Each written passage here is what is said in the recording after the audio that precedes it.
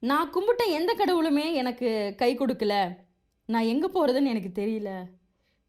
ரொம்ப மன உளைச்சலா இருக்கு. ரொம்ப வேதனையா இருக்கு. நான் ரொம்ப கஷ்டத்துல இருக்கேன். என்னால முடியல. சாக வேண்டிய கண்டிஷன் வந்துருச்சு. அப்படின்னு சொல்றவங்களுக்கு தாங்க இந்த பதிவு. அதாவது எந்த தெய்வம் நம்மை கைவிட்டாலும், குலதெய்வம் நம்மள கைவிடாது.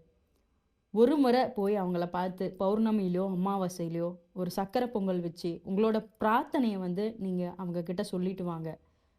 கண்டிப்பா அத நிறைவேத்தி குடுப்பாங்க குலதெய்வம். குலதெய்வத்தை யாருமே மறக்கக்கூடாது.